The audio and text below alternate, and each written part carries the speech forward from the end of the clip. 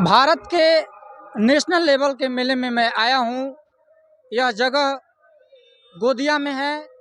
कचारगढ़ के नाम से पूरे भारत और विश्व में प्रसिद्ध है।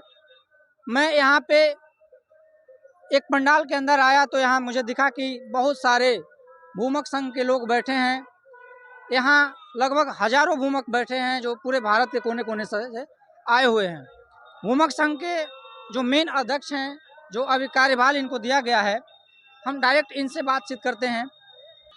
आज जो कछारगढ़ मेला प्रतिवर्ष माघ पूर्णिमा को लगता है, इसी समय यहाँ पर हमारे पूरे देश के भूमिका यहाँ पर आते हैं और दीक्षा भी लेते हैं यहाँ पर। और आज कलिकंकाल निदाई की पालकी चांदगढ़ से आई हुई थी और उसी में हम सब शामिल होते हैं यहाँ पर। तो अभी यहाँ पे भारत के पूरे कोने कोने से लोग आए हुए हैं। हाँ, भारत देश के पूरे कोने कोने से, दिल्ली है, झारखंड, उत्तर प्रदेश, पश्चिम बंगाल और झारखंड, उड़ीसा और पूरे देश ही से यहाँ पर हमारे भूमिका सब साथी आते हैं यहाँ पर और इस पर्व में सब लोग शामिल होते हैं। भारत में संविधान लागू है। संविधान में बहुत सारे धर्म हैं। धर्मों के गुरुओं का जो अलग अलग नाम होता है, तो आप अभी जो आपका संघ है, ये किस नाम से जैसे समाज में प्रचलित है? जैसे आदिवासी समाज में किस नाम से आपका जो मेन व्यक्ति है उसको किस नाम से बुलाया जाता है, पुकारा जाता है? हमारे अखिल गोंडवाना कोया पुनः भूमिका जो संस्था है, उसमें हमारे नार भूमिका होते हैं और हमारे प्रदेश के राष्ट्र के जो मुठवा पोए हैं दादा राव निवाती जी, उनके नाम मुठवा पोए के नाम से हम लोग जानते हैं। तो इस संगठन और संघ का क्या उद्देश्य है? हाँ, इस संगठन का मुख्य उद्देश्य हमारे पुणे माने जो गोंडी धर्म है, हिंदी में गोंडी धर्म बोलते, परंतु हमारा कोया पुणे में मतलब प्रकृति का जो नियम है, हम लोग नॉन जुडिशियल लोग हैं, तो हमारा धर्म तो हिंदी में बोल देते, परंतु हम कोया पुण्यम के नाम से जानते हैं। और कोया पुण्यम का मतलब होता है सत्यमार्ग। सत्यमार्ग का जो प्रकृति का जो नियम है, उस पर हम आधारित हम लोग पूरे देश में ये पुण्यम के माध्यम से हम लोग अपने संस्कृति का प्रचार प्रसार कर रहे हैं। सोशल मीडिया के माध्यम से मैं भी अक्सर देखता रहता हूं कि बहुत सारे प्रदेशों में आपका संगठन सक्रिय रूप से काम करता है। एक और मुख्य मैं बात से आपसे जानना चाहूँगा, बहुत सारे आदिवासी जो हैं पहले से धर्म परिवर्तन हो चुका है, अभी भी कंटिन्यूटी लगी हुई है, तो उसको रोकने की क्या प्लान है, क्या रणनीति है संघ का? आज हम देख रहे हैं पूरे देश में जो धर्म का परिवर्तन हो रहा है, उसको हम पुण्यम के माध्यम से भूमिका जो संघ संस्था हमारी है, वो पुनः हम लोग गांव-गांव में जा कर के जो हमारा जो मार्ग है प्रकृति का है, उसका हम लोगों के बीच में लेकर के रखते हैं। तो वो लोग पुनः अपनी घर वापसी के लिए सब तैयार हो रहे हैं और अपनी पुनः जो संस्कृति है उसके नियमों पर चलने के लिए अभी पुनः वो लोग वापस हो रहे हैं। हम लोग संविधान का मानते हैं, क्योंकि संविधान में 13(3) का में जो रूढ़ी प्रथा है और रूढ़ी प्रथा के माध्यम से जो हमको संविधान में जो हक अधिकार दिया गया है, उसका हम बाखूबी से अपने समाज में उसका प्रचार प्रसार के माध्यम से उस धारा को रूढ़ी प्रथा के बारे में हम समाज में बता रहे हैं, ताकि लोग अपने अधिकारों के बारे में जान सकें और अपने रीति रिवाज, अपने परंपरा है, अपनी भाषा है, उसका माने पूरे देश में हम लोग अपने जो आदिवासी समाज है उसको हम लोग अपने समाज में जा करके भूमिकाओं के माध्यम से शादी है, विवाह है और मृत्यु संस्कार है, जन्म, विवाह, मृत्यु संस्कार, गृह प्रवेश से लेकर के तमाम जो भी हमारे रीति रिवाज हैं, उसका हम जोर शोर से हम प्रचार प्रसार कर रहे हैं। गुरुजी, एक और मैं बात आपसे जानना चाहूँगा, जैसे आदिवासी भारत में लगभग 20 से 25 करोड़ लोग हैं।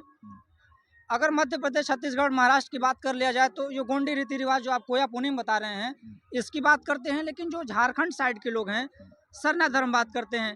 तो चूंकि आदिवासी वो भी हैं, आदिवासी आप लोग भी हैं, यहाँ के जितने भी लोग हैं आदिवासी हैं, लेकिन धर्म कालम को लेकर जो है डाइवर्सिटी है, विभिन्नताएं हैं, इससे इसका क्या प्रभाव पड़ेगा? जैसे अलग अलग लोग हैं तो अलग अलग धर्म रीति की बात कर रहे हैं, वो सही है कि कॉमन कोई ऐसा मिल जाए कोड जिसको पूरे भारत के आदिवासी जो है उसको फॉलो करें? हाँ, इस पर भी समन्वय समिति है, उसके माध्यम से पूरे देश में हम लोग काम कर रहे हैं कि हमारा कोड नहीं, कॉलम चाहिए हम लोगों को।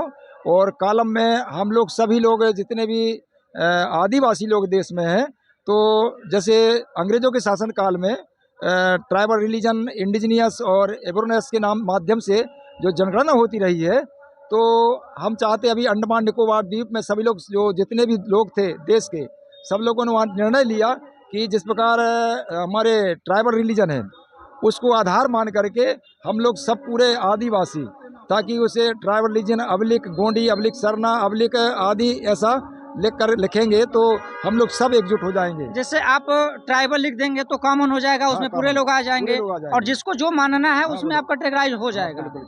इससे इससे एक होगा कि जैसे मैसेज जाएगा समाज में कि आदिवासी ये लोग ट्राइबल हैं। तो जैसे अभी आपने बताया कि अंग्रेजों के समय में ट्राइबल लिखा जाता था, जो ट्राइबल जो है कॉमन है। अब इसमें अगर बात किया जाए तो ट्राइबल की बात की जाएगी कि भारत में कितने पाए जाते हैं? भारत में करीब करीब नहीं तो 14-15 करोड़ आदिवासी, जिसमें से सबसे ज़्यादा भील आदिवासी है, और उसके बाद में हमारा ये गोंड जनजाति लगता है। क्योंकि पहले गोंड पहले था, और कुछ वर्षों से, पिछले वर्षों से अब भील जो है प्रथम स्थान पे आ गए हैं। और इस बाद में अन्य जो जनजाति हैं उनका भी कुल मिलाकर के हमारा टोटल करीब 14-15 हज़ार करोड़ के लगभग हमारी जनजातियों की संख्या देश में है ना। अच्छा, शिक्षा को लेके आपका, चूंकि भूमक संघ जो है गांव-गांव से जुड़ा होता है, शादी विवाह कराता है या फिर जो भी संस्कार करवाता है, तो शिक्षा में इसका क्या रोल है, क्या भूमिका है? शिक्षा में हम लोग गोटुल के माध्यम से, गोटुल की भी हम लोग हमारे जो बाई इलाज है हमारे भूमिका संघ में, तो गोटुल माने शिक्षा की व्यवस्था। हम लोग जगह जगह गोटुल खोल करके, और जहाँ तक अपना जो प्रकृति का दर्शन है, और हमारे जो अनपढ़ जो अशिक्षित बच्चे हैं और समाज के लोग भी हैं, उनको जागृति के व्याकरण या अब जो पुस्तक साहित्य है हमारे आचार्य मोतीराम कंगाली दादाजी के माध्यम से, और अभी बीच में हमारे बीच में आचला दादा भी हैं, तो इनके साहित्य को हम लोग समय समय में अपने समाज में बीच में लाते हैं, और जहाँ तक जागृति भी हो रही है, और हम लोग गोटुल के माध्यम से शिक्षा का प्रचार प्रसार भी कर रहे हैं हम लोग। एक लास्ट सवाल मैं आपसे जानना चाहूँगा, जैसे बहुत सारे राज्यों में जो धर्म परिवर्तन हो रहा है, स्वतः लोग कर रहे हैं, तो ये जो हो रहा है, इसको रोकने का तो आपने व्यवस्था बताया, लेकिन कहाँ तक आपको इसमें लाभ मिला है? आपका जो कोशिश रहा है, वो कहाँ तक सक्रिय रहा है? अभी तक तो हम देख रहे हैं 2008 से लेकर अभी बीच 2025 तक काफ़ी, जैसे जैसे असुर जनजाति के लोग यहाँ पर आए हुए हैं, और कुछ उरांव हैं, और बैगा जनजाति है, कुछ पिछड़ा वर्ग के लोग भी हमारे संगठन में आकर के जुड़ रहे हैं, ताकि वो ST SC OBC के लोग अभी भी हमारे भूमिका संघ में जुड़ करके अपने समाज में अपना जो प्रकृति का दर्शन है, प्रकृति के जो नियम है, उनको बता करके वो पुनः हमारे प्रकृति की तरफ, क्योंकि हम सभी पूरे पहले मूल निवासी हुआ करते थे, जिनका DNA ST SC OBC का जो DNA है वो आज ही मिलता है।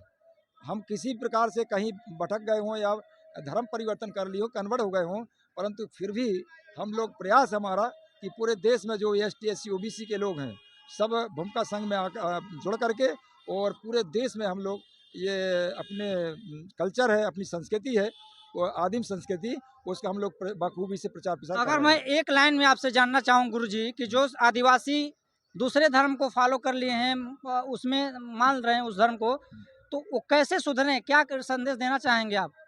हम उसको जैसे दूसरे धर्म में चला गया है, तो हम लोग वो अज्ञानता के वजह से चले गए हैं, तो हम अपनी प्रकृति, हमारा जो दर्शन है, हमारा कल्चर है, हमारा जो प्रकृति का दर्शन है, जिसको हम लोग जैसे नेचर बोलते हैं हम लोग अंग्रेजी में, तो उसके जो सिस्टम है, हमारा कस्टम है, उसको हम लोगों के बीच में ला करके और बताने का काम करते, तो पुनः वो लोग अंधश्रद्धा से उड़ करके आज प्रकृति की तरफ आना शुरू हो गए हैं। नमस्कार, प्रणाम, सेवा जोहार।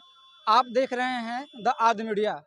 अगर आप यूट्यूब चैनल पे देख रहे हैं तो सब्सक्राइब कर दीजिए, फेसबुक पे देख रहे हैं तो फॉलो कर, लाइक, कमेंट, शेयर कर दीजिए। धन्यवाद।